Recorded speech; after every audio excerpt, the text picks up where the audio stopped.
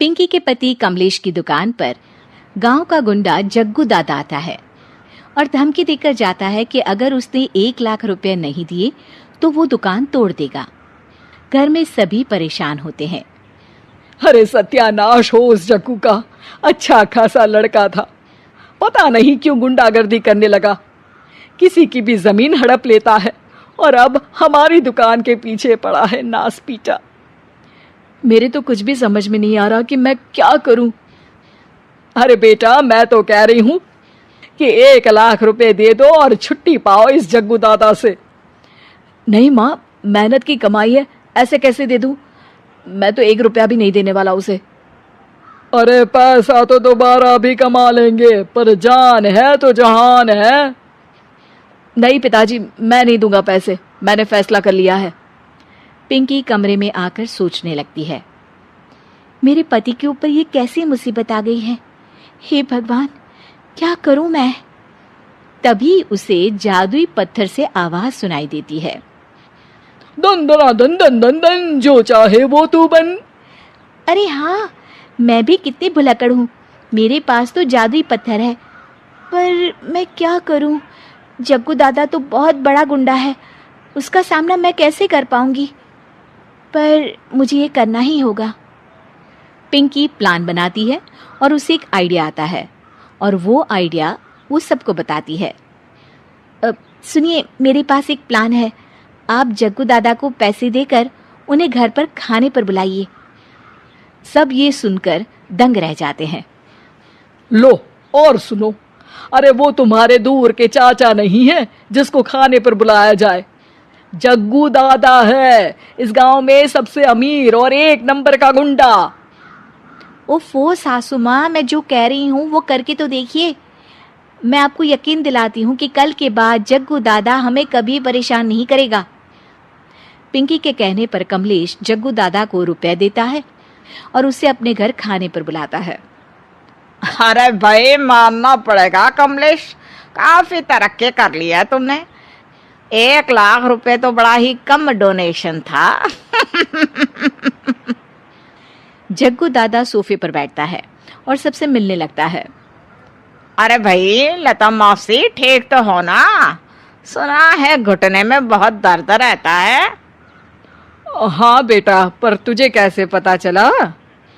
अरे जग्गू दादा सारे गांव की खोज खबर रखता है, और वैसे भी मेरी माँ और आप तो बचपन की सहेलियां थी ना, तो आप तो हमारी मौसी हुई।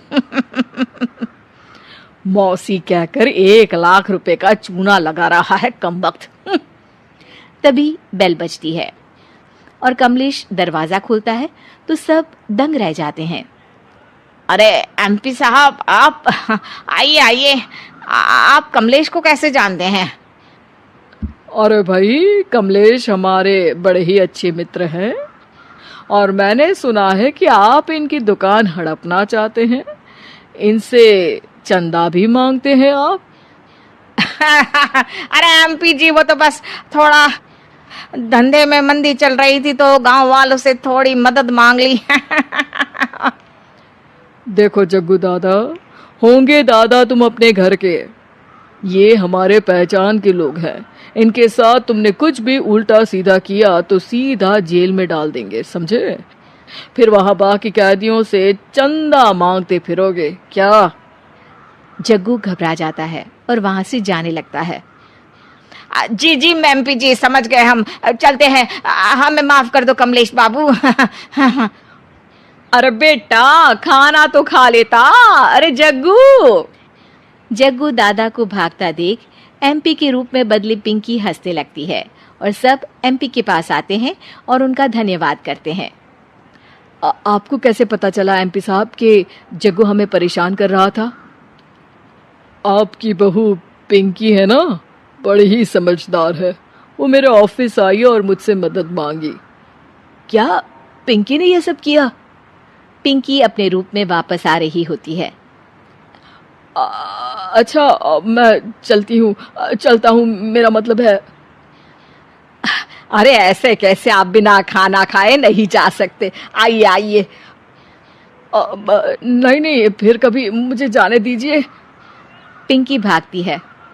अरे इन्हें किस बात की जल्दी थी? लगता है कोई इम्पोर्टेंट मीटिंग होगी माँ।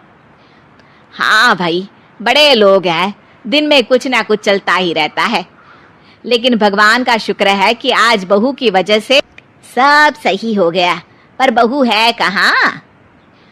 पिंकी घर से दूर भागते भागते अपने रूप में वापस आ जाती है। उफ, बाल बाल बच गई आज तो।